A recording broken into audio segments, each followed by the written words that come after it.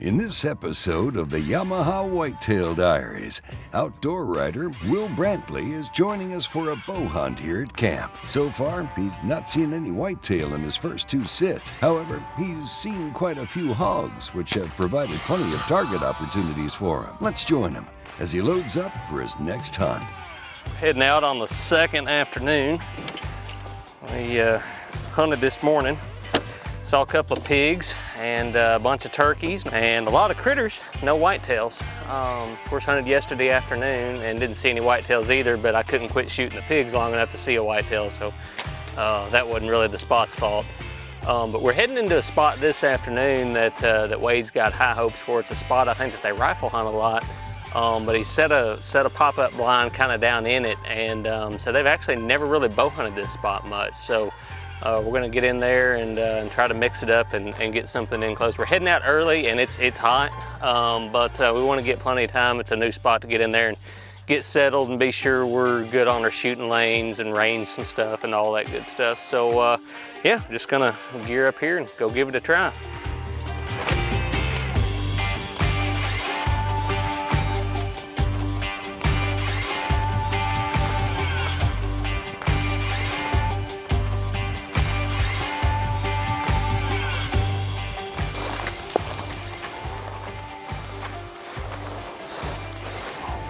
Shed. Last year probably been chewed on a little bit by the critters, but maybe he's grown up a little bit and he'll show back up tonight. Wade been telling me about this spot. It's just classic South Texas. I mean, it was a creek drainage. Of course, it's in a drought this year. It's really dry. You know, the dry creek bed winding through. There's cactus and stuff everywhere. And of course, it's a working cattle farm. There's cattle around. And he had set a ground blind there, kind of down, just sort of at a hub of all these trails that came together. And he told me, he said, Will, so there, you know, there might be deer show up from anywhere, but he kind of expected most of them from the trail out front. Got into the blind and got settled, and we know more than, you know, I don't even think Kevin had the camera turned on, and the first buck came out. That's an old deer. That's a very old deer.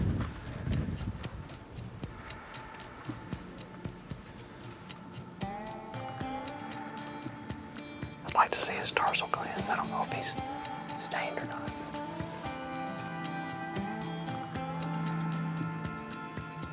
Yeah, that looks to me like an old buck. I find the hill country kind of whitetails, those smaller whitetails, they're tough for me to age because their bodies are just so much smaller than I'm used to seeing. But man, he's got all the characteristics of an old deer. You can hear the planes going in the background.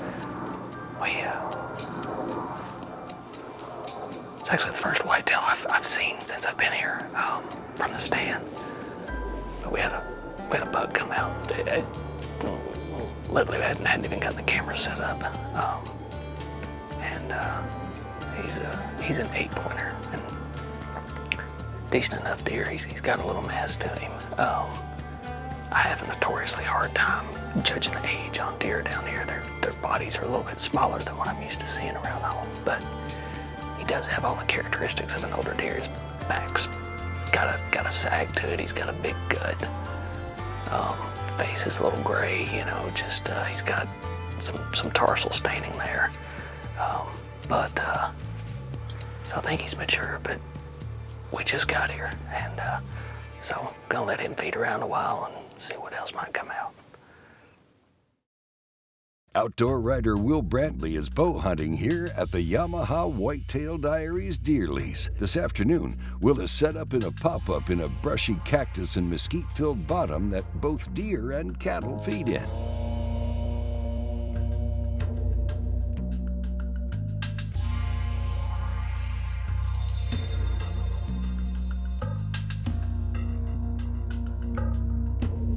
We got cows all out around us. Most places in Texas, especially South Texas on a cattle ranch, you're gonna have cows up in here. And that buck was in here and he was good with the cows behind him, but another one came in front of him and kind of boxed him in. He wasn't digging it, so he scooted out of here, but they don't hurt anything.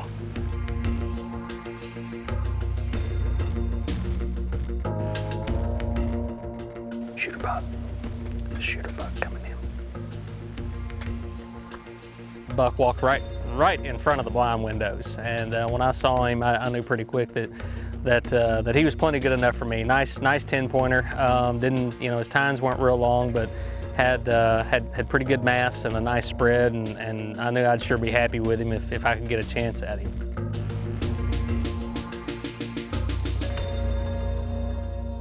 I can't get him out this window. He's gonna have to take a step forward.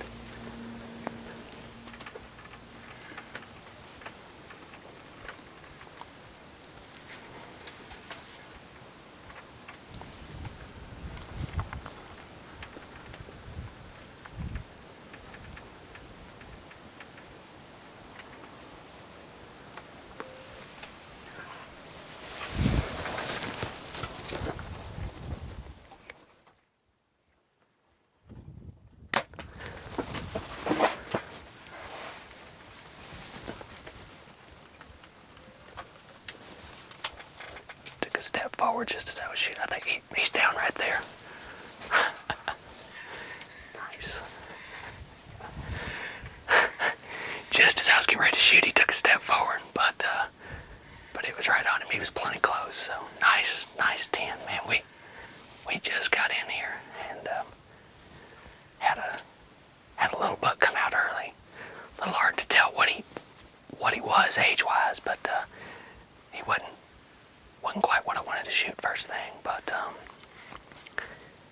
we were sitting here and I could hear something scraping here or breaking a branch here behind us, and thought it was probably a buck, but then there was a minute we thought it might have been a squirrel. Anyway, doe came out and she came in and she started feeding around here a little bit, and she kept looking behind us, and she was squirrely, and sure enough, when he stepped out close. We had a doe right here in front of us. And nice, wide, pretty South Texas 10-pointer. Doesn't have real long tines, but looks like he's got plenty of mass and just a really pretty deer. So put a great shot on him. Like I say, I saw him pile up over there. So cool. It was cool. So I've shot a lot of animals with a bow, and it's it's a hectic moment. I mean, there's really no way to practice for all the adrenaline that's going through your mind. But the most important part, at least in my experience, is watching the deer and watching exactly where it runs and making a landmark. Now, you need to know, to the best of your ability, where you hit that deer. I knew that deer, just as I was getting ready to shoot, he turned and took just a step away from me. And I knew he was quartering away a little sharper than he was as I was settling my pin, and so I pulled my pin back just a little bit to get it a little bit farther back on his rib cage. And that's a big thing, is you always have to think about where your arrow is going to exit. Had I kept my pin up there on the front of the shoulder, I'd hit him a little too far forward. Probably still would have got him, but got it back there in the back of that rib cage, and it went right up through him. And so my usual protocol, I like to sit and enjoy the moment. I've always been fortunate in that I don't get too worked up before I take the shot. After I take the shot, that's when I start shaking, and I love it. So I like to sit here and soak that up, and if I'm pretty sure on the hit, say I'm 98% certain I saw that deer fall dead, go right over there and have a look at him. So if it's a shot that I'm not as sure about, and if the deer runs and stops and walks away, he definitely can't push it, because you can bump them out of their bed. So, but I think things look pretty good on that. Before the break, Will got an arrow off on a nice 10-point buck. He's confident in his shot and even thinks he saw the buck down. Now, after waiting for some time, Will begins to start his recovery. Just certain I saw him fall, but you start second-guessing yourself in a time like this. But I'm pretty sure I saw him fall just right over there. So we're just gonna really take our time and sneak in there and be watching for him, and let's go see what he looks like.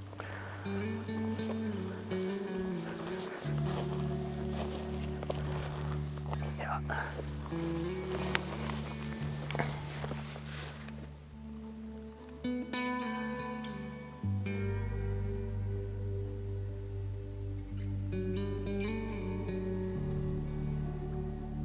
Yeah, pretty sure I see his belly laying there.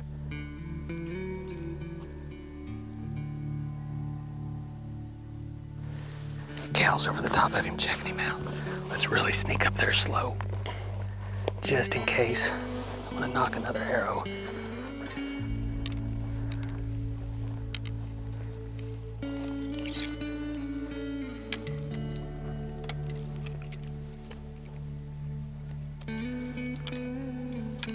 You see his belly? Right above the cactus, right next to the cow. I think that cow's standing there looking at him. And I'm just positive he's dead. It's right where I saw him fall, but never can be too cautious, so I don't like to recreate things like this, so this is how it's happening. But we'll sneak up there and just be real careful. I'm gonna keep an arrow knocked and be sure he's not moving. We'll sneak in a little closer and look at him and just be sure.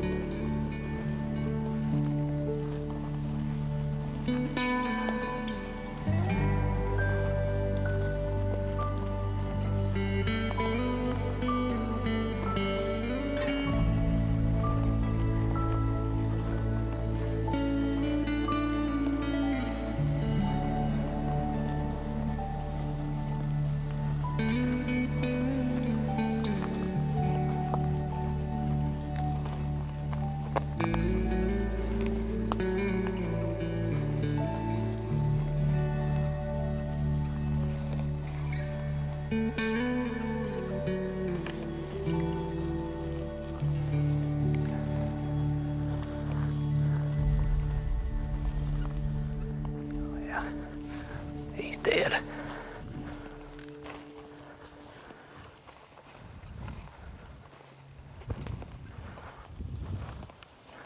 Cows almost make like a great tracking dog.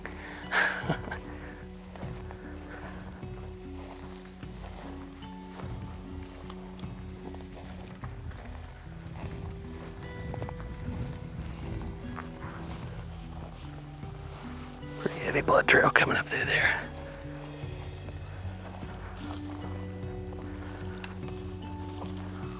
Awesome.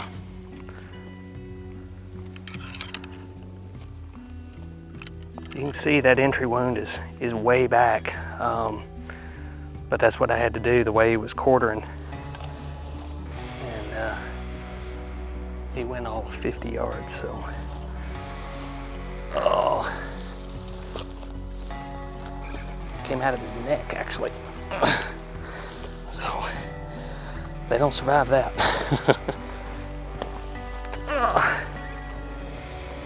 That is a nice South Texas deer. I noticed this whenever I was glassing him over. He had a little bit of velvet still stuck on him. And cool buck. You know, it's just one of those things, when you're bow hunting, you've got to be familiar with that shot angle to know how to get your arrow where it needs to be. It's not always just right behind the shoulder, depending on the direction the deer is standing. But what a cool hunt. Nice 10-pointer. He still got a little velvet actually stuck to his tines, and just a cool deer. These Texas deer are neat. I sure enjoy hunting them.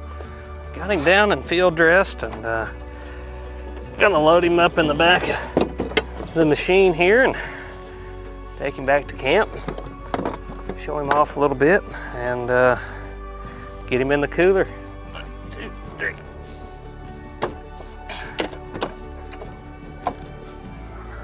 Yep. Only downside of that deer is I think I lost another arrow.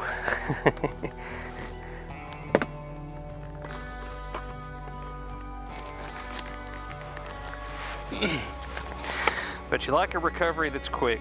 It beats blood trail until 2 in the morning. You know, down here we were hunting off the Wolverine most of the week. Kind of had the you know, the cockpit seats in the front. Super comfortable. It's fast. It's smooth, and you know, it's just a lot of fun to ride. But this one too, you know, some of those crossover vehicles, yeah, you can use them for hunting, but there's not a lot of room in the bed. I mean, you can get a deer in there, but he's going to fill it up. But this one, It's got the rear seats, you can slide them forward, super easy to do, and you know, plenty of cargo space, and you know, just all around, I mean, it was a good, reliable machine. I really enjoyed using it. Congratulations, Will, on your entry into the Yamaha Whitetail Diaries.